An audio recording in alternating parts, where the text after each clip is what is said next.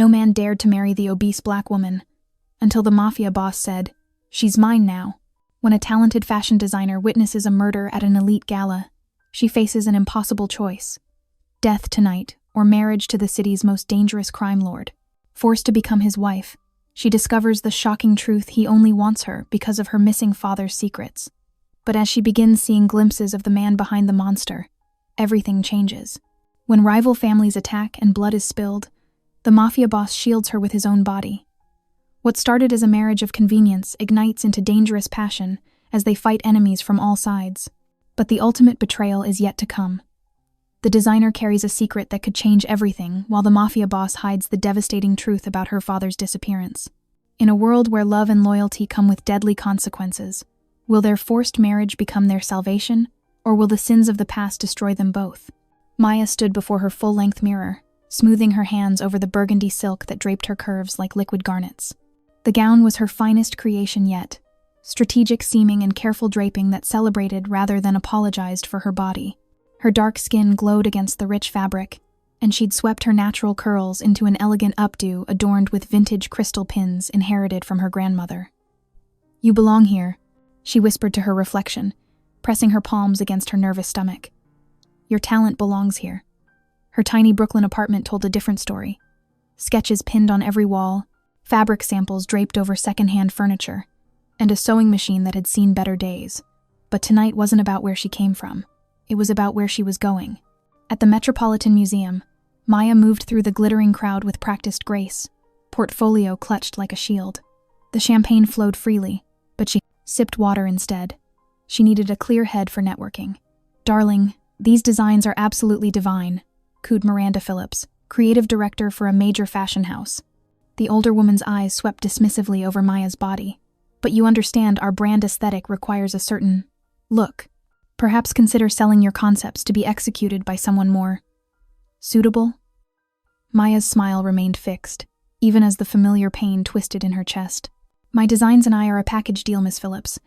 I believe fashion should celebrate all bodies, not just how progressive."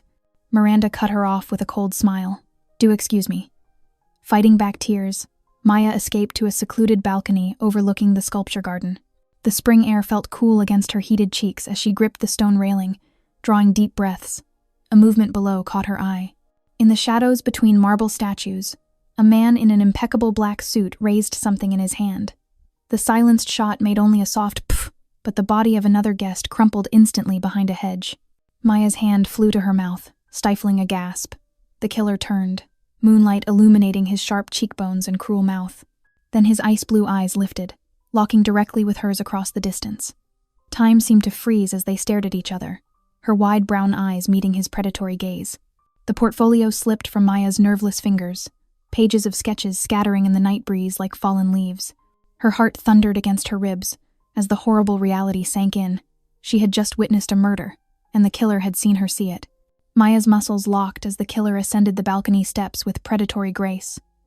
His movements were unhurried, casual even, as if he hadn't just executed someone moments ago. The moonlight carved shadows across his aristocratic features, and his expensive suit showed not a single wrinkle. "Your designs are exquisite," he said, bending to retrieve a scattered sketch. His Italian accent wrapped around the words like dark silk, such attention to structure and form. "Massimo Vitaliano," Maya whispered, recognition hitting her like ice water. Everyone in New York's fashion district knew that name, the man who controlled their world from the shadows. "And you're Maya Johnson." He moved closer, invading her space with his commanding presence. 28, graduated top of your class from Parsons, running a small design business that barely covers your rent. No family except a mother in Atlanta. No significant relationships in the past 3 years. Her throat went dry. "How do you—" "I make it my business to know everything about my interests." He gathered her portfolio, studying each page with genuine appreciation. "You have a gift for making luxury accessible to all bodies. It would be a shame to waste such talent." Maya inched toward the door, but his voice stopped her.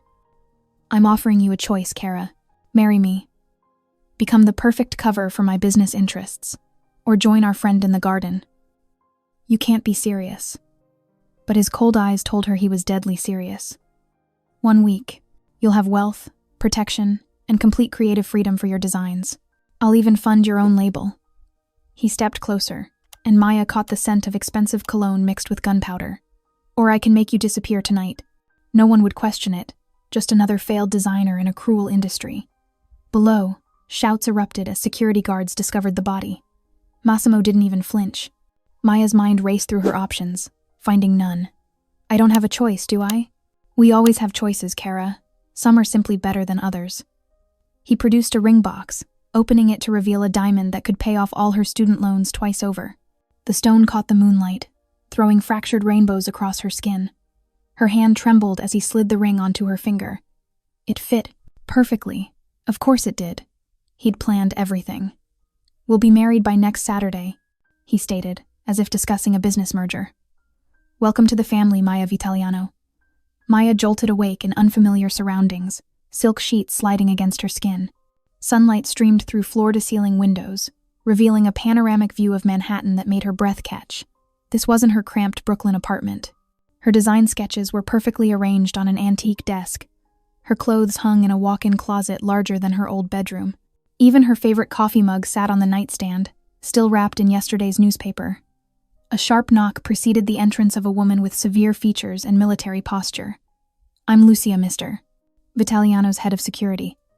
Her eyes scanned Maya with clinical precision. "Your schedule has been arranged. Breakfast is waiting." Maya wrapped herself in a plush robe. "I didn't agree to." "You agreed the moment you took his ring." Lucia's tone left no room for argument. "The Vitaliano family owns controlling interests in 5 major fashion houses. Your new line will provide legitimate cover for certain financial arrangements." In the dining room, a gourmet breakfast waited alongside a thick folder. Lucia outlined Maya's new life with bullet-point efficiency: public appearances, social obligations, security protocols. "You'll attend dinner with the family tonight. Dress appropriately."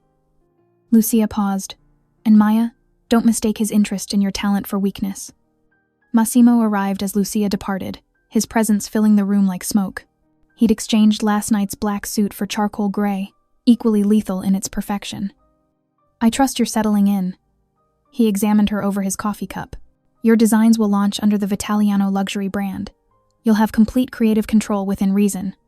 And what do you get besides a money laundering operation?" His smile didn't reach his eyes. "A beautiful, talented wife who adds legitimacy to our public image. You'll play your role convincingly, or I'll disappear. Yes, I remember the choice you gave me." That evening, Maya entered the Vitaliano mansion wearing one of her own designs, a deep green silk that made her skin glow. Bianca Vitaliano's lips curled in barely disguised disgust. "Massimo, darling, surely you could have found someone more suitable." Bianca's words dripped poison honey. Franco, Massimo's younger brother, watched the exchange with calculating eyes. "Mother." Massimo's voice carried a blade's edge. "My fiancé is a talented designer who will bring our family's fashion interests into the modern era. I won't hear another word against her." The temperature in the room dropped 10 degrees. Maya saw the flash of fear cross Bianca's face before the older woman masked it with a brittle smile. Maya stood on a pedestal in Massimo's penthouse while seamstresses fussed over yards of ivory silk and delicate lace. The wedding dress was a masterpiece she'd designed herself, though her hands had trembled while sketching it 3 nights ago. "Arms up, please," murmured one of the seamstresses, pins clutched between her lips. Maya complied, her gaze drifting to Massimo's laptop left open on his desk.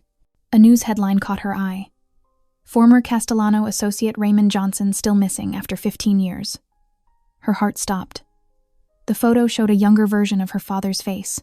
The seamstresses scattered when Maya stepped down, drawn to the screen like a moth to flame. The article detailed Raymond Johnson's suspected ties to the Castellano crime family before his sudden disappearance, right when he'd abandoned Maya and her mother. "Find something interesting?" Massimo's voice cut through the room like ice. Maya spun around, still in her wedding dress. "Why do you have this? You really don't know?" His blue eyes studied her with predatory intensity. "Your father stole evidence that could destroy my family. We believed he was dead until recently. I haven't seen him since I was 8, Maya whispered. "He left us with nothing but a small box of keepsakes." "A box?" Massimo stepped closer, his expression sharpening. "I threw it away years ago." The lie tasted bitter. The box was hidden in her old apartment, unopened since childhood. 3 days later, Maya found herself walking down the aisle at the Vitaliano estate. Hundreds of guests filled the manicured gardens, politicians, celebrities, and criminals all mingling in their finest. At the reception, Maya caught fragments of whispered conversations. How did someone like her catch him? Must be desperate to marry. Well, you know, she's not exactly Vitaliano material. The crystal champagne glass in Maya's hand trembled until Massimo's arm snaked around her waist. He commanded the room's attention with a sharp tap on his glass. She's mine now. His voice carried dangerous authority. Anyone who disrespects my wife answers to me. Before Maya could process his words, Massimo's lips claimed hers in a searing kiss. His possession branded her, igniting something primal she didn't want to acknowledge. When he finally released her, Maya struggled to catch her breath, horrified by how her body had responded to his touch. Sunlight streamed through floor-to-ceiling windows as Maya stirred in the massive bed, her wedding ring catching the morning light.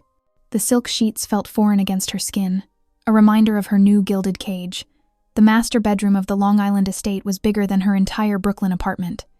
Her first instinct was to call Zoe. Maya fumbled for her phone on the nightstand, but found a sleek new model instead. Opening it revealed only a handful of pre-approved contacts: Massimo, his security team, and his family members. No Zoe. No Mom. The transition will be easier if you accept it, Massimo said from the doorway, adjusting his tie. He looked dangerous in his tailored black suit. I have business in the city. Behave yourself. The moment his Mercedes disappeared down the long driveway, Maya sprang into action. She'd spotted a bowl of car keys in the kitchen during last night's tour. Grabbing a random fob, she pressed it until a silver Audi's lights flashed in the garage. Her heart pounded as she navigated the winding driveway. The wrought iron gates loomed ahead. Freedom was so close until two black SUVs cut her off. Security guards surrounded the car, opening her door with apologetic but firm expressions. Let me go, Maya fought as they escorted her back inside. Massimo returned within the hour, his rage barely contained beneath his cold exterior. That was foolish, Kara. He spread surveillance photos across the kitchen counter. Maya's blood ran cold. Her mother at her nursing job, Zoe leaving her psychology practice. They're innocent, Maya whispered. Then ensure their safety through your cooperation. His tone left no room for argument. Later that evening, Maya explored the mansion's restricted wing, searching for alternate escape routes. Instead, she found a little girl's bedroom, pink and princess-themed. A small voice startled her. Are you my new aunt? Maya turned to see a tiny, dark-haired girl in pajamas. Sofia Massimo's orphaned niece. Before Maya could respond, screams pierced the night. She followed the sound to find Massimo already in Sofia's room, gathering the sobbing child into his arms. Shh, Piccola, another nightmare? They were hurting Mama again, Sofia whimpered. Maya watched transfixed as Massimo's hardened facade melted away. He stroked Sofia's hair with gentle hands that had executed a man just days ago. No one will ever hurt you, my sweet girl, Uncle Massimo promises. The tenderness in his voice was unlike anything Maya had witnessed from him. For a moment, she glimpsed the man beneath the monster. Maya stared at her reflection in the breakfast nook's window, the morning sun, illuminating her troubled thoughts. Last night's scene with Sofia played on repeat in her mind, Massimo's gentle hands, his soft voice, so different from the man who'd threatened her loved ones hours earlier. Can you make me a dress like yours? Sofia's small voice broke through Maya's reverie. The little girl stood beside her chair in a ruffled nightgown, dark curls still mussed from sleep. Massimo looked up from his newspaper, studying the interaction. A princess dress, Piccola? Sofia nodded eagerly. Please, Uncle Massimo. Maya makes the prettiest dresses. There's an empty room on the second floor, Massimo said after a moment. You can set up your studio there. His eyes met Maya's. Keep yourself productive. The room was spacious, with large windows flooding natural light across hardwood floors. While arranging her sketching supplies, Maya noticed a slight gap in the wood paneling. Curiosity won over caution. The hidden door revealed a small office filled with newspaper clippings. Headlines jumped out. Anonymous donor funds South Bronx Youth Center. Crime rates drop after community program implementation. Local kids find hope in new after-school program. He doesn't like anyone knowing about this. Lucia's voice made Maya jump. The security chief stood in the doorway, her expression unreadable. Why does he? Maya gestured at the articles. Lucia sighed. When Massimo was 12, his art teacher noticed the bruises. She gave him sanctuary, taught him there were alternatives to his father's violence. She died before seeing what he became, but her influence remained. That evening, Maya found herself in a glittering ballroom, Massimo's hand possessive at her waist as he introduced her to New York's elite. These weren't criminals, but CEOs, philanthropists, old money families. "Your husband's contributions have been instrumental," a silver-haired woman told Maya. "Our literacy program reaches twice as many children now." Maya watched Massimo across the room, deep in conversation about expanding a mentorship initiative. His eyes lit up discussing success stories, kids who'd found better paths, broken cycles of violence. She thought of the hidden room, of Sophia's trust, of an art teacher who'd seen past a wounded boy's defenses. The man she'd married was more than his brutal facade. The realization unsettled her almost as much as her growing curiosity about his complexities. Maya stood in her transformed studio, satisfaction warming her chest as she surveyed the space she'd claimed as her own. Gone were the stark white walls and cold minimalism that defined the rest of Massimo's mansion. Here, rich textiles and jewel tones draped the windows, mood boards covered the walls, and her sketches brought life to every surface. 2 weeks of marriage had settled into an uneasy rhythm. They shared meals in silence, passed each other in hallways like well-dressed ghosts, and slept with careful distance between them in their massive bed. But beneath their practiced indifference, something else simmered. "Your collection proposal." Massimo's voice startled her. He stood in the doorway, elegant in a charcoal suit that emphasized his broad shoulders. "I'd like to review it." Maya gestured to her presentation board. "Luxury fashion for real bodies. No more relegating curves to cheap, shapeless clothes. My designs celebrate diversity while maintaining high-end appeal." She expected dismissal. Instead, Massimo stepped closer, studying her sketches with intense focus. "The market gap is significant. Established houses ignore this demographic despite their buying power." His fingers traced one design. "This evening wear line could command premium pricing." "You know fashion business?" Maya couldn't hide her surprise. "I know business." His lips quirked. "And I recognize innovation when I see it." Their discussion carried into dinner, the usual tension transformed into unexpected rapport as they debated marketing strategies. Maya found herself leaning forward, captivated by Massimo's incisive analysis. "They said I'd never succeed," she admitted, swirling her wine. "Too big, too black, too unwilling to compromise. They underestimated you." Massimo's voice held an edge. "A dangerous mistake." "Like they underestimated you?" Their eyes met across the table. For once, neither looked away. Later in her studio, Maya added final touches to a sketch while Massimo examined her sample swatches. The silence between them felt different now, charged rather than cold. "The beading here," he murmured, fingers brushing a scrap of embellished fabric. "It catches the light beautifully." Maya moved closer to explain the technique, suddenly aware of his proximity. His cologne wrapped around her, spice and cedar making her pulse quicken. When she looked up, his ice-blue eyes had darkened. Massimo's hand lifted to her face, hesitating a breath away from her skin. The air crackled between them. Maya's lips parted slightly, her body swaying toward his heat. For one endless moment, they balanced on the knife's edge of possibility. Then Massimo stepped back, his expression shuddering closed. Without a word, he turned and strode from the studio, leaving Maya alone with the lingering scent of his cologne and the frustrated awareness of what almost happened. Maya woke to sunlight streaming through floor-to-ceiling windows, her body tense with memories of last night's almost kiss. The mattress beside her was already cold. Massimo had left early, probably to avoid the awkwardness hanging between them. She buried herself in work, finding refuge in her studio. Pins between her lips, she adjusted a drape on her latest design when Sophia peeked in. "Can I watch you work?" the little girl asked, clutching her stuffed rabbit. "Of course, sweetheart." Maya patted the chair beside her drafting table. Sophia's presence eased some of her anxiety, the child's innocent questions providing welcome distraction from thoughts of Massimo. Hours passed. After tucking Sophia into bed, Maya finally retired to their bedroom. Sleep came fitfully until a crash jolted her awake. The digital clock read 2:37 a.m. Massimo's side remained untouched. Heart pounding, Maya crept downstairs. Light spilled from her studio doorway, but something felt wrong. The metallic scent of spray paint hit her before she saw the destruction. Her beautiful space lay in ruins. Fabric hung in shreds, like party streamers from hell. Her sketches, months of work, lay scattered and torn. Even her dress forms hadn't escaped, lying broken and dismembered across the floor. But worst was the message sprayed across her mood board in violent red. "The fat lady sings for the Vitalianos. Maya's knees buckled. A sob caught in her throat as she surveyed the carnage of her dreams. The sound of the front door opening made her freeze. Massimo appeared in the doorway, his usual immaculate appearance shattered. Blood trickled from his split lip. His expensive suit was torn at the shoulder, and his knuckles were raw and bleeding. His icy eyes took in the destruction, then Maya's trembling form. Something dangerous flickered across his face. "Those bastards," he growled, crossing to her in 3 quick strides.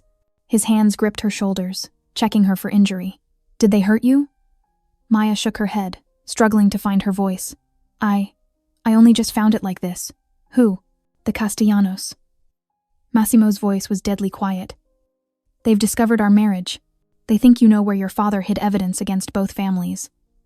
His fingers tightened. "They'll try to use you to get to me." Security teams swarmed the estate, their radios crackling with urgent commands. Maya barely noticed them, too focused on the fury radiating from Massimo. "From now on, you don't leave my sight," he declared, pulling her against his chest. His heartbeat thundered against her cheek. "I protect what's mine." His possessive grip should have frightened her, but instead, Maya found herself melting into his embrace, seeking shelter in the very danger that surrounded her. Sunlight crept through the curtains, rousing Maya from restless sleep. Her eyes fluttered open to find Massimo slouched in an armchair beside the bed, his Glock still gripped loosely in one hand. Dark circles shadowed his eyes, and his usually pristine suit was wrinkled from maintaining his vigil. As if sensing her gaze, he stirred. "You're not leaving this room without me," he said, voice gravelly with exhaustion. "I need to assess the damage," Maya replied, pushing back the covers. "Then we go together." His tone left no room for argument. The studio looked less apocalyptic in daylight, but Maya's heart still ached seeing her work destroyed. Massimo moved methodically through the space, documenting everything with his phone while barking orders into his Bluetooth earpiece. "My fall collection launch is in 3 weeks, Maya said, picking up a shredded sketch. "I'll never—" "You will." Massimo's hand covered hers, steady and warm. "I've already ordered replacement materials. Priority shipping." They spent the morning salvaging what they could. Maya was surprised by Massimo's practical approach to rebuilding her collection. He didn't just throw money at the problem, he had solutions. "Your current fabric supplier is vulnerable," he said, examining a torn silk sample. "I know someone in Milan. Better quality, more secure supply chain, and we'll need to reinforce these windows." Maya was sketching replacement designs when her phone rang. Catherine Chen, fashion editor at Vogue. Before Maya could answer, Massimo snatched the phone. "Mrs. Vitaliano's phone," he answered smoothly. Maya watched in frustration as he took control of the conversation, arranging lunch at Il Tesoro, his restaurant. "You can't keep controlling everything," Maya snapped after he hung up. "I can when it keeps you alive." His jaw tightened. "The meeting's in 2 hours. Wear something bulletproof." Il Tesoro was elegant but clearly fortress-like, with strategic sightlines and armed staff posing as waiters. Catherine Chen arrived precisely on time, her shrewd eyes taking in both Maya's designs and Massimo's protective presence. "These are extraordinary," Catherine said, studying Maya's portfolio. "The attention to structure, the celebration of natural curves, it's revolutionary." Massimo leaned forward. "My wife's talent deserves proper recognition. And proper security." The meeting concluded with promises of a featured spread, Catherine clearly impressed by both Maya's vision and her powerful husband's backing. That evening, Maya watched Massimo coordinate with his security team, planning coverage for her upcoming shows and events. His efficiency was impressive and confusing. Why invest so much in her success if she was just a means to find her father's evidence? "The venue needs 2 sniper nests," he was saying, "and full background checks on all models and staff." Maya realized that despite his controlling nature, Massimo was genuinely committed to making her business thrive. The question was why. Dawn slipped into dusk as days blurred together in the fortified mansion. Maya's new routine revolved around Massimo's constant presence, his laptop open on her work table as she pinned designs, his watchful gaze following her movements. The tension between them crackled like static electricity, neither willing to acknowledge the shifting atmosphere. "You're holding the scissors wrong," Massimo commented one afternoon, reaching around her to adjust her grip. His chest pressed briefly against her back, and Maya's breath caught at the contact. "I've been cutting fabric for 20 years, she retorted, but didn't pull away. Sophia's chirping voice broke their moment. "Can we go to the park, please? I'm tired of being inside." Maya watched Massimo's internal struggle play across his features. It's not safe. We'll take 4 guards, Maya suggested, surprising herself by mediating. She needs fresh air, Massimo.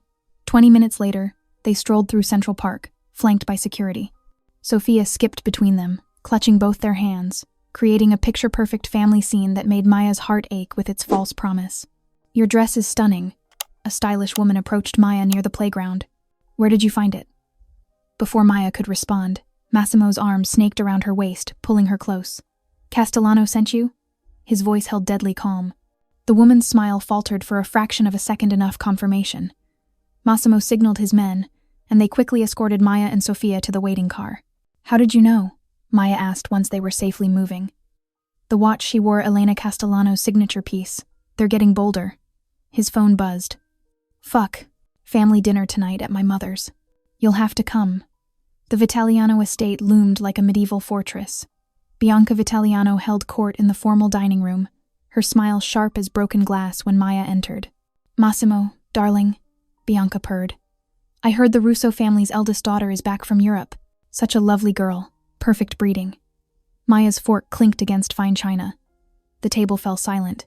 Perhaps, Bianca continued, swirling her wine, you should consider a more suitable companion for public appearances. Someone who better fits the Vitaliano image. Maya could remain your wife legally, of course. The crystal chandelier light caught Massimo's clenched jaw. But before he could speak, Maya set down her fork. Mrs. Vitaliano. Maya's voice carried quiet authority. I understand appearance matters greatly to you, so let me paint a picture of how things could appear. She dabbed her lips delicately. Imagine the headlines if someone leaked how the Vitaliano family's legitimate businesses operate, or which politicians enjoy your private parties. The society pages would love those stories, don't you think? Bianca's face whitened. Are you threatening me? Not at all. I'm simply discussing appearance, your favorite topic. Maya smiled sweetly. I may not fit your image of a Vitaliano wife, but I am one. I suggest you adjust your perspective accordingly. The drive home wrapped them in tense silence. Streetlights painted shifting shadows across Massimo's unreadable expression. Maya stared out the window, her heart pounding from her own daring. A warm hand covered hers in the darkness. Maya turned, startled, to find Massimo watching her with an intensity that made her shiver. His thumb traced slow circles on her palm, the gentle motion at odds with his reputation for violence. Neither spoke, but something fundamental had shifted between them, as delicate and dangerous as a tripwire. Maya let her fingers intertwine with his, and they remained that way until the car pulled up to their home. The mansion felt different that night as they returned from dinner. Maya's heels clicked against marble floors, each step echoing with newfound confidence. In his office, Massimo poured 2 glasses of whiskey, studying her with that unreadable expression. You surprised me tonight, he said finally, offering her a glass. Because I stood up to your mother, or because I threatened her? Both. His lips quirked. No one speaks to her that way. Well, someone should. Maya took a deep drink, letting the alcohol warm her. I won't be anybody's dirty secret, Massimo. Not even yours. He moved closer, predatory grace in every step. Is that what you think you are? What else would I be? You keep me locked away, control my every move. I'm just a means to an end, finding whatever my father supposedly hid. You think that's all this is? His voice dropped dangerously low. Isn't it? You married me for convenience, to maintain your cover. His mouth crashed into hers, cutting off her words. The kiss was nothing like their public display at the wedding. This was raw hunger. Months of tension finally snapping. Maya's glass shattered on the floor as she gripped his shoulders. Convenient? He growled against her lips. There's nothing convenient about wanting you every time you challenge me. Her back hit the bookshelf as his hands roamed her curves. Then why fight it? Because you're dangerous, he admitted between kisses. Not to my business, to my control. Their clothes left a trail to the bedroom, where passion overtook pretense. Every touch burned away their carefully maintained distance. His fingers traced her curves with reverence instead of judgment. When he finally claimed her, it was with a possessiveness that matched the way he guarded her. Morning light found Maya alone in rumpled sheets. She found Massimo in his office, immaculate in a fresh suit despite the early hour. He didn't look up from his laptop. Last night changes nothing about our arrangement, he stated flatly. You're still my wife. You still need protection. But his actions betrayed his words. Throughout the day, his touches lingered longer. His eyes tracked her more intently. When his security team announced Zoe's arrival, his hand settled possessively on Maya's lower back. 1 hour, he told them. Stay within sight of the guards. Zoe hugged Maya fiercely in the garden. Are you okay? Really okay? Because this whole situation is insane. It's complicated. Maya, honey, that's what everyone in Stockholm Syndrome says. He's literally holding you captive. It's not like that anymore. Maya touched the bruise he'd sucked onto her collarbone. He's different when we're alone. That's even worse. You can't fall for your kidnapper. He didn't kidnap me. He married me. Under threat of death. Listen to yourself. Maya sighed. I know how it sounds, but there are things about him. Layers I never expected. The way he is with Sophia, his charity work. Oh God, you're actually falling for him. Before Maya could respond, Massimo appeared. I have business tonight. Don't wait up. She tried to ignore the disappointment in her chest as he left. Hours later, she heard him return. Through half-closed eyes, she watched him change in the darkness. His white cuffs were stained red as he stripped them off. Maya closed her eyes fully, heart racing. She was falling for a dangerous man who wore blood like others wore cologne. The worst part? She wasn't sure she wanted to stop. Maya's hands trembled as she adjusted the final dress on a mannequin. The converted warehouse space in Manhattan's meatpacking district hummed with pre-show activity. Makeup artists and models rushed around, preparing for her first major showcase. Everything must be perfect, she muttered, smoothing invisible wrinkles from the fabric. It already is. Massimo's voice startled her. He stood in the doorway of her prep area, looking dangerous and elegant in a charcoal suit. I think I might throw up, Maya admitted, pressing a hand to her stomach. Close your eyes. She did, feeling his presence behind her. Something silk soft brushed her neck. Opening her eyes, she found a vintage Hermes scarf draped across her shoulders, the pattern an intricate blend of golds and creams. It was my grandmother's, Massimo said quietly. She was a seamstress in Sicily, taught me the difference between mediocre and masterful work. His fingers traced the scarf's edge. She would have appreciated your attention to detail. Maya touched the delicate fabric. I can't accept this. You can, and you will. His tone left no room for argument, but his eyes held unexpected warmth. The venue filled quickly with fashion industry elite. Maya watched from behind the curtain as Anna Wintour herself took a front row seat. Lucia appeared at her side, elegant in a black pantsuit that barely concealed her weapons.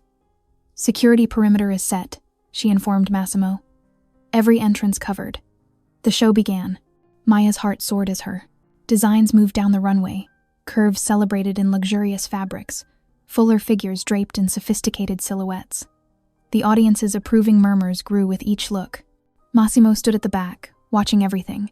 His posture shifted subtly, and Maya saw him touch his earpiece. His eyes narrowed as he scanned the crowd. 3 men in expensive suits entered through a side door.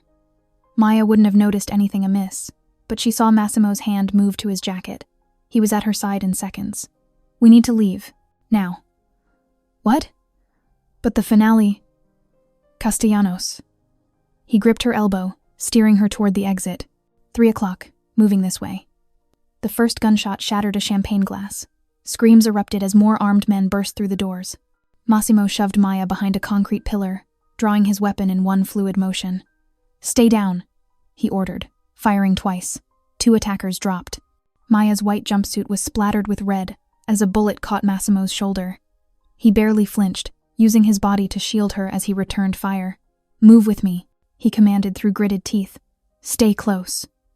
They crouched low, making their way toward the service entrance. Massimo's blood soaked through his suit jacket, but his aim remained steady as more Castellano men appeared.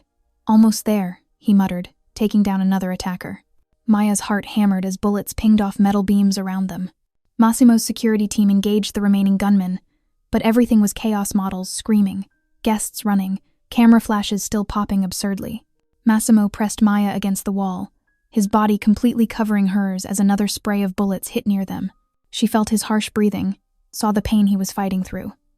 When I say run, you run, he whispered against her hair. Straight to the black SUV. Lucia's waiting. His blood dripped onto her grandmother's scarf, crimson blooming across antique silk. Maya clutched his arm. Not without you. I'll be right behind you.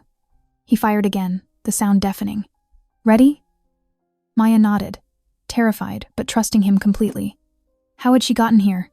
Trusting a murderer with her life. Her heart racing not just from fear but from his proximity, his determination to protect her at any cost. Run, Massimo commanded, laying down covering fire as Maya sprinted for the exit. The SUV sped through Manhattan's dark streets, tires screeching around corners. Maya pressed a cloth against Massimo's shoulder, her white jumpsuit now completely stained with his blood.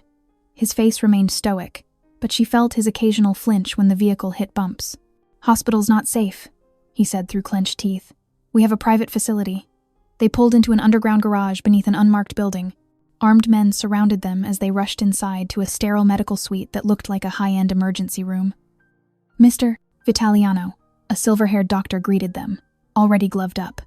"Let's get that bullet out." Maya moved to leave, but Massimo caught her wrist. "Stay." The doctor cut away Massimo's jacket and shirt, revealing a muscled torso marked with old scars. The fresh wound oozed steadily. "Local anesthetic," the doctor announced, preparing a syringe. "No time," Massimo growled. "Just get it out." Maya's stomach lurched as the doctor began probing the wound. Without thinking, she gripped Massimo's hand. His fingers interlaced with hers, squeezing hard as the doctor extracted the bullet. "You're insane," she whispered, watching him endure the procedure without medication. His blue eyes met hers, glazed with pain but alert. Had worse. Once bandaged, they returned to the estate under heavy guard. Maya helped Massimo to their bedroom, where he finally accepted painkillers. She carefully cleaned around the bandage with antiseptic, trying to ignore how intimate it felt to tend to him. "Why didn't you tell me it was getting this dangerous?" she asked, applying fresh gauze. "Didn't want to frighten you." His voice was slightly slurred from the medication. "I think getting shot at did that job pretty well." She secured the bandage. "Talk to me, Massimo. Really talk to me." He was quiet so long she thought he'd fallen asleep. Then, "My father would come home drunk, looking for someone to hurt. Started when I was 6. Maya's hand stilled on his shoulder. "My mother," he continued, eyes distant. "She'd hear him coming, hide in her room, leave us to face him." His jaw clenched. "Had to become stronger than him, meaner, more ruthless. Only way to survive." "You were just a child," Maya whispered. "Children don't last long in this world." He turned to look at her.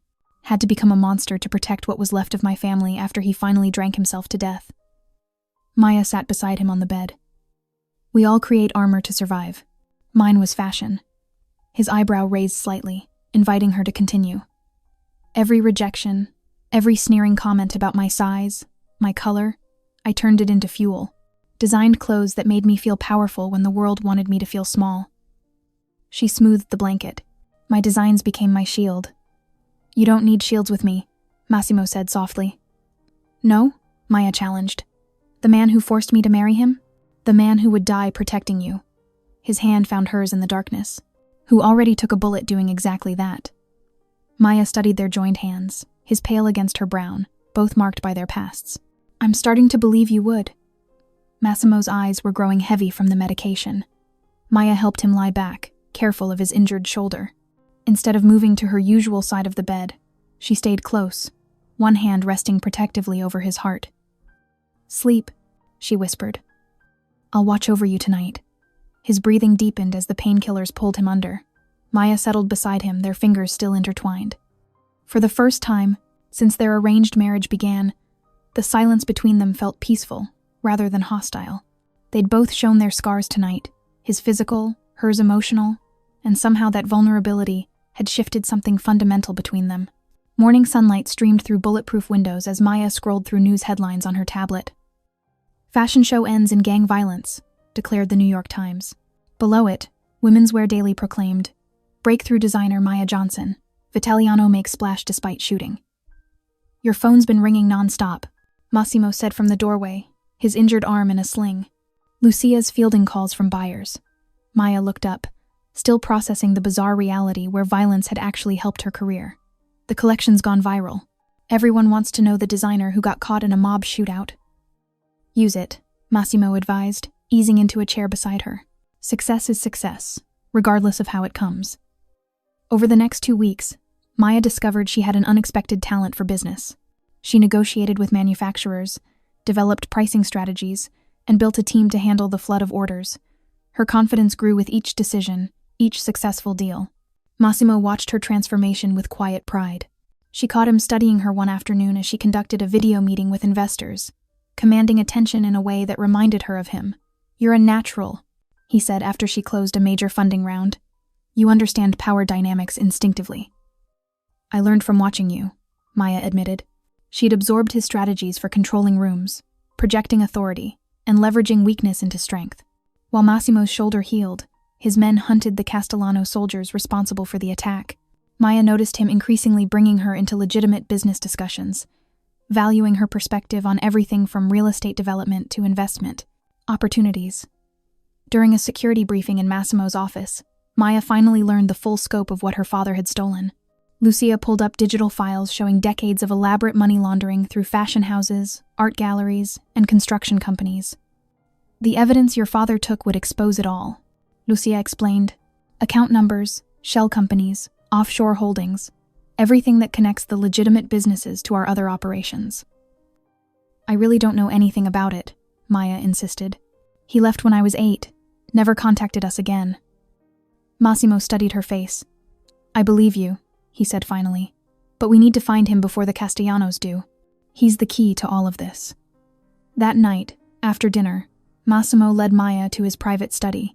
He typed a complex password into a sleek laptop. "This contains decades of family records," he said. "Look for anything about your father. Old photos, business dealings, properties, anything that might help us understand where he went or why." Maya spent hours searching through digital archives while Massimo worked nearby. Her eyes were burning when she finally found it. A photograph from 1995. Her father, younger and smiling, stood next to Massimo's father outside a restaurant. They had their arms around each other's shoulders like old friends. "Massimo," she called softly. "Look at this." He came to stand behind her chair, his good hand resting on her shoulder as he studied the image. "That's impossible," he muttered. "Our families were rivals even then." "They look close," Maya observed, "like they're celebrating something." "This was taken at Vincenzo's," Massimo noted, recognizing the restaurant facade. "My father's favorite place for making deals." Maya zoomed in on the photo, noticing a document on the table between their wine glasses. What kind of deal were they making? Massimo leaned closer, his breath warm against her neck as he examined the details. "I don't know, but this changes everything we thought we knew about why your father disappeared." Maya slammed the photograph down on Massimo's desk, her hands trembling. "Tell me everything. No more lies." Massimo's expression hardened, then softened as he looked at her. "Sit down, Maya. This isn't a simple story."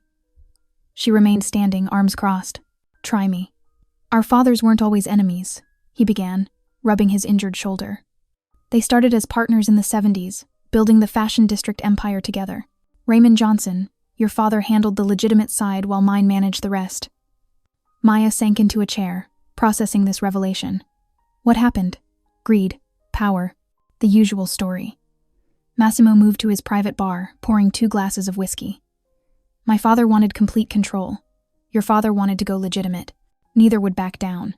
He handed Maya a glass, which she accepted but didn't drink. "There's more in the archives. I'll show you." An hour later, they stood in a climate-controlled storage facility beneath the mansion. Maya had never seen this level, accessible only through Massimo's private elevator. Steel shelves stretched endlessly, filled with boxes and files. "Everything's here," Massimo said, leading her down an aisle. "Every deal, every betrayal, every body." Maya pulled out newspapers from 1998. Headlines about her father's disappearance jumped out at her. Next to them, another headline announced the death of Vincent Vitaliano, Massimo's father, just 2 days later. The pieces clicked together with horrible clarity. "Your family killed him, didn't they?" Her voice cracked. "My father?" Massimo went still, his face unreadable. "Maya. Did they?" She grabbed his shirt, not caring about his injured shoulder. "Tell me." "Yes." The word fell like a stone between them. "My father ordered it.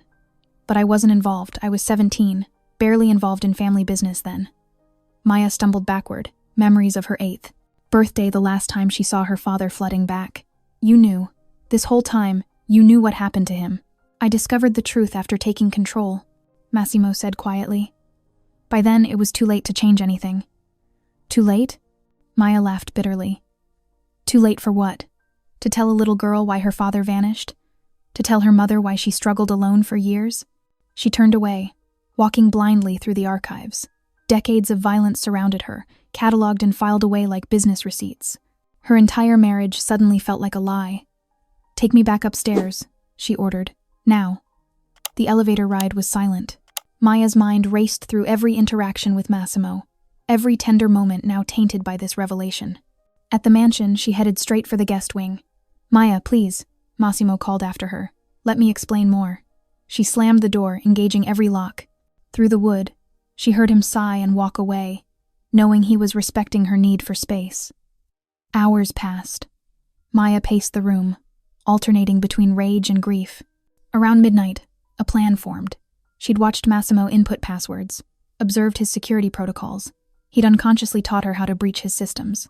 Using the guest room's computer, Maya carefully replicated Massimo's access patterns. Her hands shook as she navigated through encrypted files, expecting alarms at any moment. Then she found recent communications about witness protection programs.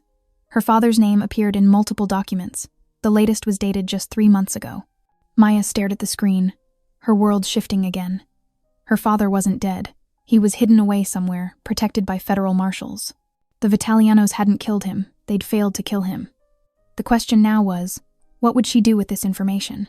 Maya watched dawn break through the guest room window, her mind racing with plans.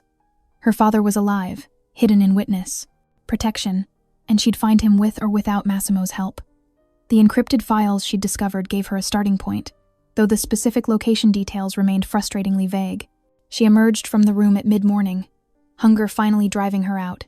Massimo stood in the kitchen, tension visible in his shoulders as he worked at his laptop. "Maya," he began, but his phone interrupted with an urgent ring. His expression darkened as he listened. "When? How many agents? Stall them." He grabbed his jacket. "Federal raid at one of my import companies. You're coming with me. I don't trust your safety here alone right now." The drive to the warehouse district was tense. Maya watched FBI vehicles surrounding a massive building bearing the Vitaliano Group logo. Agents were boxing documents while employees stood nervously aside. "They're looking for shipping manifestos from 2019 to present," Massimo muttered. "If they find certain discrepancies..." Maya studied the scene, her business mind engaging despite her anger. "Let me handle this." Before he could stop her, she approached the lead agent, introducing herself as head of creative acquisitions. She launched into a detailed explanation of their new sustainable fashion initiative, which required complex international shipping arrangements for exotic natural materials. "The manifesto system is admittedly confusing," she said, pulling up legitimate design specifications on her phone. "We track materials separately from finished products. I can show you the proper documentation format." Her confident, professional demeanor and thorough knowledge of fashion industry practices smoothed the agent's suspicions. An hour later, they departed with copies of carefully selected records. Back in the car, Massimo studied her with new respect. "That was impressive. I'm good at what I do," Maya said coldly. "Now tell me the truth about my father. All of it." Massimo's jaw tightened. He directed his driver to take the long route home. Raymond Johnson was playing both sides for years. He kept evidence of everyone's dealings as insurance, then vanished with all of it when things got too heated. "But that's not all, is it?" Maya pressed. "No." He pulled out his phone, showing her surveillance photos dated just months ago. Her father meeting with known criminals, exchanging documents. "He's been trading information about you to clear his own debts." Maya's stomach lurched. "What do you mean?" "He knew the Castellanos would target you to get to him. He offered your location as leverage, claiming you had access to the evidence through some childhood keepsake." Massimo's voice grew harsh. "I've been protecting you from multiple families who'd use you to draw him out." "That's why you married me," Maya whispered. "To keep me close, protected." "Initially," he reached for her hand. "But you've become far more than a security concern." Tears slid down Maya's cheeks as she stared at the photos. The father she'd idealized in memory was selling her out to save himself. All her childhood questions about why he left shifted into something darker. "The night we met," she said slowly, "you could have just killed me. Instead, you chose to protect me from him." "I recognized something in you," Massimo admitted. "Strength, pride, everything he lacked." Maya moved across the seat, pressing against him. All the anger and confusion of the past day crystallized into need for something real, something true. She pulled him into a desperate kiss. "No more lies between us," she breathed against his lips. "No more lies," he agreed, gathering her closer. "You're mine to protect now. No one will hurt you again, especially not him." The car carried them home as barriers finally crumbled. Truth and touch healing wounds neither knew they carried. Maya adjusted her silk blouse, studying her reflection in the mahogany-framed mirror of their master bathroom. 3 weeks had transformed her, a world in ways she never expected. Her fashion line success exceeded even Massimo's projections, with orders flooding in from luxury retailers worldwide. More surprisingly, her marriage had evolved from a forced arrangement into something real, something that made her heart race when Massimo looked at her with those intense blue eyes. She steadied herself against the marble counter, another wave of nausea hitting her. These episodes had been happening all week, but today's investor meeting made it impossible to ignore. Excusing herself mid-presentation had drawn concerned looks from both Massimo and their potential backers. "Mrs. Vitaliano?" Dr. Chen's voice echoed in the sterile exam room hours later. 2 of Massimo's most trusted guards stood outside, a constant reminder of the dangers that still surrounded them. "Congratulations. You're approximately 6 weeks pregnant." Maya sat frozen, her hand instinctively moving to her stomach. A baby. Their baby. The product of that first passionate night when everything changed between them. Now, in their dining room, Maya fussed with the table settings for the 5th time. Crystal glasses caught the light from the antique chandelier, and the private chef had prepared all of Massimo's favorites. She'd even asked Sofia to spend the night at her grandmother's, wanting privacy for this moment. She checked her phone again. 8:45 p.m. Massimo was never late, not without calling. His punctuality was as much about security as courtesy. She tried his number again, straight to voicemail. "He's been delayed in the city," Lucia had told her an hour ago, but something in her lieutenant's voice seemed off. The candles were burning low, casting dancing shadows across the hand-painted walls. Maya remembered the day she'd convinced Massimo to let her redecorate, bringing warmth to the austere space. He'd watched her with amusement as she directed workers, eventually admitting the changes made the house feel more like a home, their home, soon to hold their child. She touched the delicate gold bracelet he'd given her that morning, just because. These small gestures had become more frequent as their relationship deepened. The feared Mafia boss showed her sides of himself no one else saw: his dry humor, his surprising knowledge of art history, the gentleness he reserved for Sofia and, increasingly, for her. 9 p.m. The food was getting cold. Maya pulled up the security app Massimo had installed on her phone, checking his last known location. The dot showed him still at his office in Manhattan, but it hadn't moved in hours, unusual for a man constantly in motion. She paced the length of the dining room, her designer heels clicking against the marble floors. The pregnancy test sat in her purse, wrapped in tissue paper like a gift. She'd planned everything perfectly: the intimate dinner, the revelation, the future suddenly stretching before them, filled with possibility. Outside, rain began to fall, drops pattering against the bulletproof windows. The sound usually soothed her, but tonight it heightened her unease. Their security team maintained their positions around the property, visible on the monitoring screens in Massimo's study. Everything appeared normal, and yet, Maya tried Lucia again, then Massimo's other lieutenants. No one was answering. The silence felt wrong, heavy with something she couldn't name. In the kitchen, covered dishes waited with growing futility. The romantic setting she'd crafted now seemed hollow, the empty chair across from hers accusing in its abandonment. She rested her hand on her still flat stomach, whispering to their unborn child, "Your father's never late, never doesn't call." The words hung in the air, mingling with the shadows of their empty home and the growing certainty that something was terribly wrong. Maya's phone lit up at 9:30 p.m., Franco's name flashing on the screen. Her hands trembled as she answered, desperate for news about Massimo. "Maya? Kara?" Franco's voice held an unfamiliar edge. "Massimo's been delayed by some business complications. He needs you to meet us at the secondary safe house on Hudson Street." Something in his tone raised her internal alarms. Massimo had drilled security protocols into her: never leave the estate without his direct confirmation. Never trust relay messages, even from family. "Let me speak to him," Maya demanded, her free hand protectively covering her stomach. "He's indisposed at the moment. The car's already on its way." Before Maya could respond, the mansion's security lights went dark. Glass shattered somewhere downstairs, followed by muffled thugs and gunshots. Her heart pounding, Maya activated the panic room sequence Massimo had shown her. But nothing happened. The system was dead. Heavy boots thundered up the stairs. Maya grabbed the letter opener from Massimo's desk. A poor weapon, but better than nothing. She backed toward the hidden door in the study just as armed men in black tactical gear burst in. "Don't make this difficult," one said, training his weapon on her. Maya slashed with the letter opener, catching the nearest attacker across the arm. Another grabbed her from behind, forcing her to drop the makeshift weapon. She fought viciously, Massimo's self-defense training kicking in, but there were too many. A sweet-smelling cloth pressed against her face, and darkness claimed her. She awoke to cold concrete beneath her cheek. The warehouse was vast, industrial lights casting harsh shadows across empty storage racks. Maya's wrists were bound behind her, her designer dress torn and dirty. "Finally awake, I see."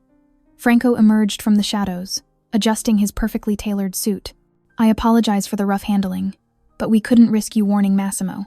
"Where is he?" Maya demanded, her voice hoarse. Franco's smile didn't reach his eyes. Dealing with a rather explosive situation at his office. Amazing what a few well-placed devices can accomplish.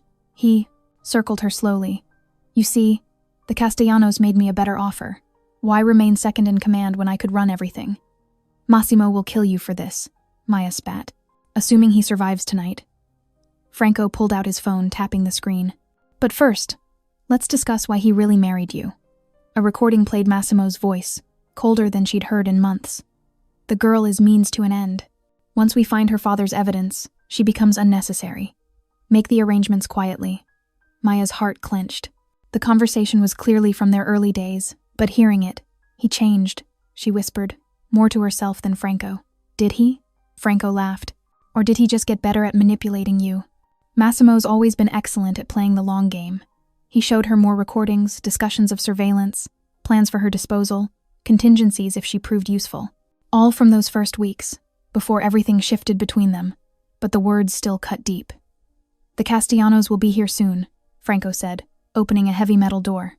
"They have questions about your father's evidence. After that," he shrugged, "business is business." Maya stumbled as they shoved her into what appeared to be a refrigerated storage room. Her thin dress offered no protection against the biting cold. Her thoughts turned to the tiny life growing inside her, a secret that might die with her if she couldn't find a way out. "Comfortable?" Franco smirked. "Don't worry, the cold will keep you alert for questioning." The door slammed shut with devastating finality, leaving Maya alone in the freezing darkness. Massimo's eyes snapped open to darkness, and the metallic taste of blood in his mouth. The warehouse air reeked of oil and rust. His wrists burned against zip ties, shoulders aching from being bound to a metal chair. Amateur work. They should have used chains. Footsteps echoed nearby, 2 guards based on the pattern. Massimo flexed his hands, feeling the small blade he always kept sewn into his sleeve cuff. Idiots hadn't searched him thoroughly enough. Their mistake would be fatal. The zip ties snapped silently. In one fluid motion, he lunged at the first guard, blade finding the carotid artery before the man could shout. The second guard raised his weapon, but Massimo was already moving. A crack of bone, a gurgled breath, another body on the concrete. He retrieved their phones, weapons, and keycards. The warehouse location confirmed his suspicions. This was Franco's territory. The betrayal burned worse than the drugs still clouding his system. Family meant everything, yet his own blood had turned against him. Across town, Maya shivered in her freezing cell, fingers trembling as she worked the hairpin into the lock. The metal was so cold it stuck to her skin, but she couldn't stop, not with her baby's life at stake. The distant sound of voices spurred her faster. Her salvation came in the form of a cracked phone she'd found wedged behind a shelf. Dead, but the cold had preserved its battery. She pried it open with shaking hands, swapping in the battery from her own damaged phone. The screen flickered to life. She typed rapidly, documenting Franco's confession and forwarding evidence to Lucia. If she didn't make it out, at least someone would know the truth. Massimo moved through the warehouse like a shadow, each kill bringing him closer to answers. The 5th guard finally broke under interrogation, revealing Maya's location. The knowledge that Franco had her sent ice through his veins. His cousin's jealousy had always simmered beneath the surface, but this level of betrayal. "Please," the guard whimpered. "I didn't know." Massimo silenced him permanently. No mercy for those who threatened what was his. Maya's fingers had gone numb, but the lock finally clicked. Hope surged through her until heavy footsteps approached. She pressed herself against the wall, prepared to fight despite the cold, stealing her strength. The door swung open. Vincent Castellano's imposing figure filled the frame, his silver hair and expensive suit incongruous in the industrial setting. Maya raised her fists, ready to die fighting if necessary. "Now that won't be necessary, Miss Johnson," Vincent said, his voice surprisingly gentle. "Or should I say, Mrs. Vitaliano? We have much to discuss." "Stay back," Maya warned, though her voice shook from cold. "Your father sends his regards." The words hit Maya like a physical blow. "My father's dead." "Raymond's been under my protection for 15 years, Vincent replied. "Ever since Giuseppe Vitaliano ordered his death. The same night your father saved my life, and I promised to watch over his daughter from afar." Maya's mind raced. All those rejections from fashion houses, controlled by the Castellanos. Had they been protecting her from Vitaliano influence? The anonymous donations that kept her small business afloat during lean times. Franco wasn't entirely wrong about the evidence, Vincent continued, but he didn't understand its true purpose. Your father didn't steal it to destroy the Vitalianos. He took it to protect you. Somewhere in the distance, gunfire erupted. Vincent smiled slightly. "It seems your husband has arrived. Shall we go meet him? We have much to discuss about the future of both our families." Victor Castellano's polished shoes clicked against the concrete as he circled Maya, his calm demeanor more terrifying than any threat. "Your father reached out last month. He's been quite worried about you, especially after learning of your arrangement with young Massimo." Maya's fingers pressed against the phone hidden in her pocket, praying the transmission was still active. Every word needed to reach Lucia. "My father abandoned me 15 years ago. Why should I believe anything you say? Because Raymond Johnson may be many things, but he's not stupid. He knew Giuseppe Vitaliano would eventually discover his double dealing." Victor's silver hair caught the harsh fluorescent light. The evidence he took wasn't just account ledgers. It was proof of Giuseppe's more grotesque activities. Insurance, if you will. Maya forced her trembling hands still, mind racing. "And what does this have to do with me?" "Raymond left you a message before he disappeared. Something that would lead to the evidence if the wrong people got too close." Victor's eyes narrowed. "Think carefully, Maya. What did he give you that last day?" The memory surfaced. Her 8th birthday. The last time she saw her father. He'd given her a carved wooden box, telling her to keep it safe. She'd stored it away after the abandonment, too painful to look at. It was still in her old apartment, packed away with other childhood relics. Across town, Massimo moved like a ghost through the warehouse district. 3 of Franco's men already lay dead, their blood cooling on the concrete. His cousin's betrayal demanded a personal response, but Maya's safety came first. Every second wasted increased the danger. He found Franco in a makeshift office, frantically shredding documents. The sound covered Massimo's approach, until the barrel of his gun pressed against Franco's skull. "Cousin!" Franco's voice cracked. "I can explain. Where is she?" The words carried death in their quietness. "The Castellanos have her. Storage facility on York Avenue." Franco's eyes darted toward his desk drawer. "Victor's there personally. I can help. You already have." Massimo's finger tightened on the trigger. "The only mercy you get is a quick death. For the family we once were." The gunshot echoed through empty halls.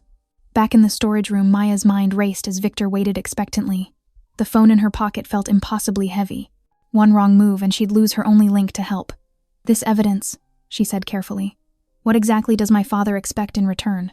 "Full immunity, a new identity, and—" Victor's smile didn't reach his eyes. "Your guarantee of safety, of course." He was quite insistent about that part. Distant gunfire interrupted his next words.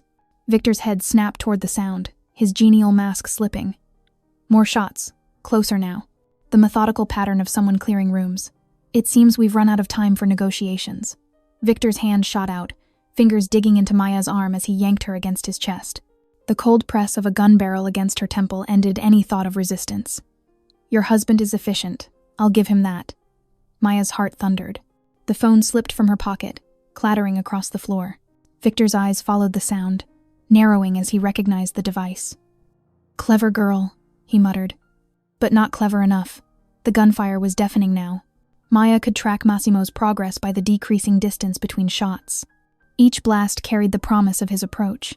Yet all she could focus on was Victor's gun and the growing tension in his trigger finger. A final shot exploded just outside their door. Victor's arm tightened around her throat as the handle began to turn. The warehouse erupted in chaos as Massimo's assault intensified. Gunfire echoed through metal walls, punctuated by shouts cut brutally short. His footsteps were methodical, each room cleared with practiced efficiency born from years of violence. Victor pressed the gun harder against Maya's temple, his previously calm demeanor cracking. Your husband's determination is admirable, if inconvenient. Maya focused on controlling her breathing, mind racing. The baby. She hadn't told anyone about the baby. Her hand instinctively moved toward her stomach before she forced it still. The door exploded inward, hinges shrieking. Massimo filled the frame. Blood splattered across his tailored suit. His icy composure shattered the instant he saw Maya, genuine fear replacing his usual calculated expression. Drop it, Victor commanded. Slowly. Massimo's weapon clattered to the ground without hesitation. Let her go. Whatever you want, it's yours. What I want is in her old apartment. The evidence Raymond left. Victor gestured toward the exit with his chin. We're taking a drive. They moved through the warehouse, stepping over bodies Massimo had left in his wake. Maya caught his eye, tapping her sleeve where she kept a small canister of pepper spray. His slight nod acknowledged the message. Victor forced them into a black SUV, keeping the gun trained on Maya while his driver navigated Brooklyn streets. Massimo sat rigidly beside her, radiating contained violence. His hand found hers in the darkness, squeezing once, their signal to be ready. The familiar brick building looked strange in the pre-dawn light. Victor marched them up 3 flights, Maya's old keys jingling as she unlocked the door. Her tiny apartment was exactly as she'd left it, moving boxes still stacked against walls. The keepsake box? Victor demanded. Get it. Maya moved to a sealed box labeled childhood, hands trembling as she extracted a carved wooden container. The weight of 15 years pressed against her palms, her father's last gift before abandoning her. Open it. Inside lay childhood treasures, dried flowers, movie tickets, a small key attached to a faded note covered in seemingly random numbers. Victor snatched them greedily, attention focused on decoding the message. Maya's fingers brushed the pepper spray concealed in her sleeve. Massimo tensed imperceptibly beside her, ready. Now, Mr. Castellano, she said quietly. About my father. The moment Victor looked up, Maya sprayed directly into his eyes. He reeled backward, howling. Massimo moved with liquid grace, disarming him in one brutal motion. The gun skittered across hardwood floors as Victor collapsed, clawing at his burning face. Massimo's kick sent the older man sprawling. His foot pressed against Victor's throat, expression promising death. Wait. Victor choked. Out. Raymond is waiting. Exchange point. You'll want to hear. Where? Massimo's voice carried Arctic chill. Pier 17. Midnight. Victor gasped. He's been watching, waiting for the right moment. Maya stared at the key-encoded message, her father's final manipulation. All these years he'd known exactly where she was, using her as his unwitting insurance policy. The thought made her stomach turn. Massimo's eyes sought hers, silently asking permission. At her nod, he eased the pressure on Victor's throat. You've lost everything tonight, Massimo informed him coldly. Territory. Respect. Power. Be grateful I'm letting you keep your life. Victor's laughter turned into a cough. You think this is over? Raymond Johnson has played everyone. Me, you, his own daughter. Tonight at the pier, you'll understand exactly what kind of man he really is. Maya watched as Massimo efficiently bound Victor's hands with his own silk tie, movements precise despite the chaos of the past hours. Her apartment felt surreal in the pre-dawn light, childhood memories colliding with her violent present. We need to end this tonight, Massimo said, checking his weapon. For our safety, for our future. His eyes softened when they met hers, and Maya's hand instinctively moved to her stomach, the secret of their child still unspoken. I need to face him, she replied, voice stronger than she felt. After 15 years, I deserve to know why he was willing to sacrifice his own daughter. Massimo cupped her face. You don't owe him anything. I owe myself the truth. They drove to the abandoned construction site in silence, Victor secured in the back seat. The skeleton of an unfinished luxury high-rise loomed against the night sky. Another Vitaliano investment gone legitimate. Concrete pillars cast long shadows in the security lights. He's here, Massimo said quietly, scanning the darkness. Show yourself, Raymond. A figure emerged from behind a stack of steel beams. Maya's breath caught. The man before her bore little resemblance to her memories. Raymond Johnson had aged hard, his once handsome face weathered by years of running. His eyes showed no warmth when they landed on his daughter. The prodigal father returns, Maya said. bitterness coating each word. Raymond's laugh was hollow. Don't waste time on dramatics. Where's the box? 15 years and that's all you have to say? Maya's voice cracked. You left us with nothing. Mom worked herself to death trying to provide for me while you were playing both sides of a mob war. Business is business. Raymond shrugged. The box, Maya. Now. Massimo's hand settled protectively on her lower back. First explain why you were willing to trade your daughter's location to clear your debts. Because she served her purpose. Raymond's casual tone twisted Maya's stomach. That keepsake box, so precious to my darling daughter, has a microchip embedded in the lining. Account numbers, transaction records, enough evidence to destroy both families. I knew no one would think to search a child's memorabilia. Maya's hands shook as she held up the box. You used me as your unwitting mule? Let me carry around evidence that could get me killed? You were the perfect hiding place. Raymond's eyes narrowed. But now I see you've switched allegiances, fallen for the enemy. That makes you a liability. The gun appeared in his hand so fast Maya barely registered the movement. But Massimo was faster, shoving her aside as the shot cracked through the night. He grunted in pain but maintained his grip on his weapon, firing 3 precise shots.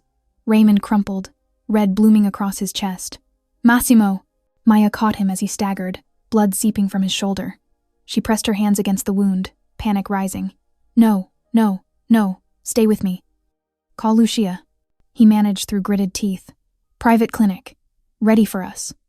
Maya fumbled for her phone with bloody fingers. Don't you dare leave me. Don't you dare leave us. The words tumbled out as she dialed. The box, Massimo whispered, face pale. Check. The inner lining. Raymond's pained laughter drew their attention. He lay dying several feet away, blood pooling beneath him. Like father, like daughter, he coughed. Both of you. Choosing Vitalianos. Over family. Maya ignored him, focused entirely on keeping pressure on Massimo's wound while speaking urgently to Lucia. Her father's last words faded into the night, meaningless compared to the precious life bleeding beneath her hands. The private medical clinic hummed with quiet efficiency as Dr. Romano finished the last sutures on Massimo's shoulder. Maya sat in the corner, her trembling fingers working at the worn seams of her childhood keepsake box. The doctor's team had extracted the bullet cleanly, but the past hours had aged her a decade. The wound was clean through, Dr. Romano explained, applying the final bandage. He'll need rest, but there's no permanent damage. Maya nodded absently, her attention focused on finally prying loose the box's inner lining. A small metallic glint caught her eye. A microchip no larger than her fingernail, hidden all these years beneath cheap velvet and childhood memories. Lucia appeared with a laptop, her normally stoic expression tight with anticipation. Let's see what Raymond died protecting. The files unfolded before them like a spider's web of betrayal.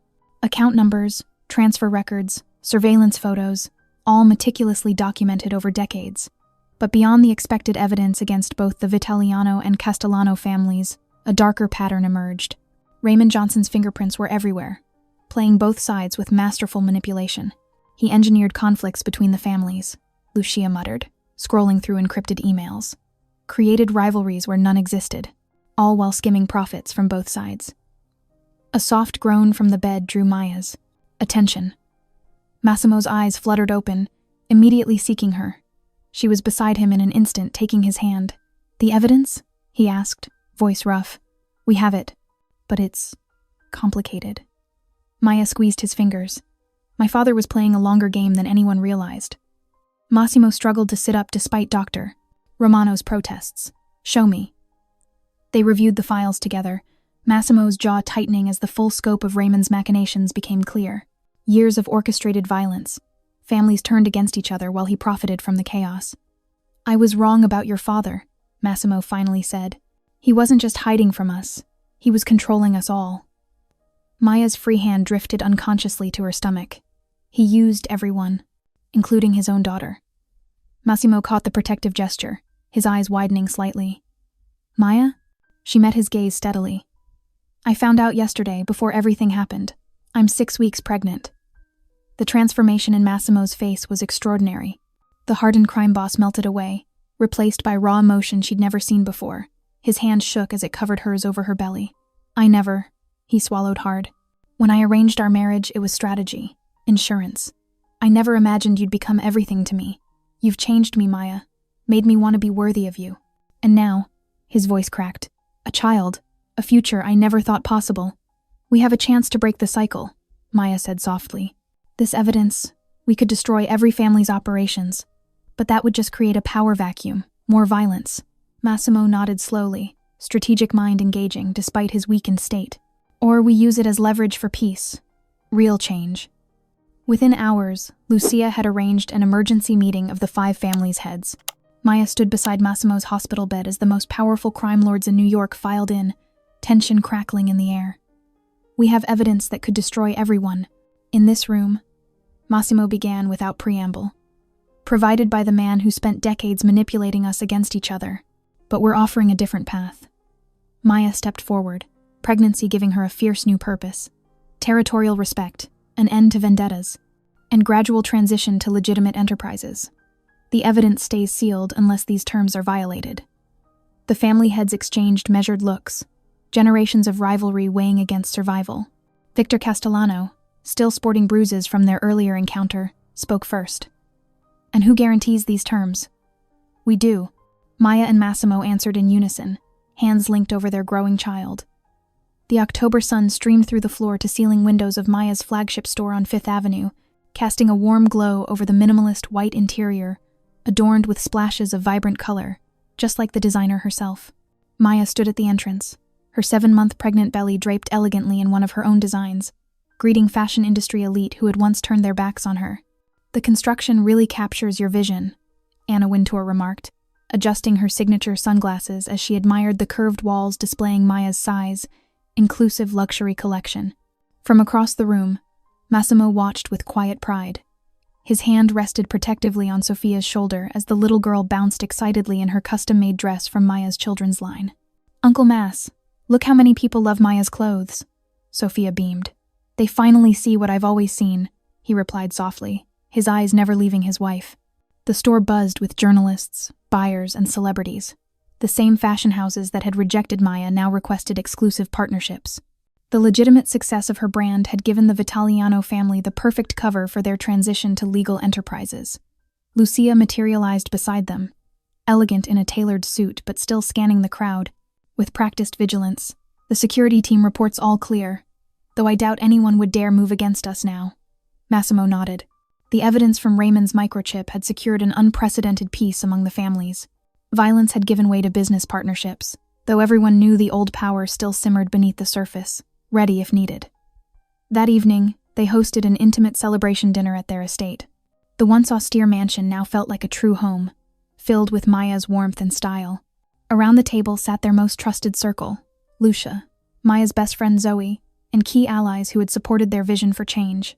Maya shifted uncomfortably in her chair during the main course, one hand pressed against her side. Massimo noticed immediately. "Something's wrong," he said, already half rising.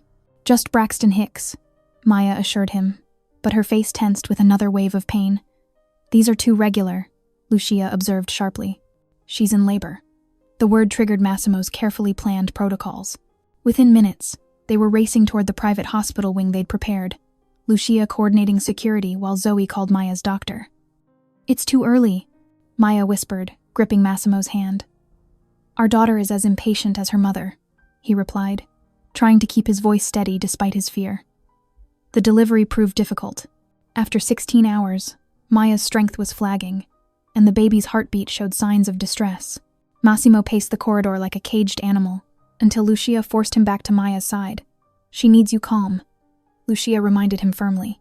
Finally, in the early hours of the morning, their daughter arrived, tiny but fierce, announcing herself with healthy cries. Massimo watched in awe as the medical team checked her vitals, his hands that had dealt so much death now aching to hold this new life. 1 month later, Maya found them in the nursery. Massimo stood by the window, cradling their sleeping daughter with a gentleness that still surprised her. The room, like the rest of their home, reflected the merger of their worlds, elegant yet welcoming, secure yet filled with love. "I never thought I could feel this way," Massimo admitted quietly, "that I could want something more than power or control." Maya wrapped her arms around his waist, looking down at their daughter's peaceful face. "She deserves to know her father as the man you really are, not the one you were forced to become."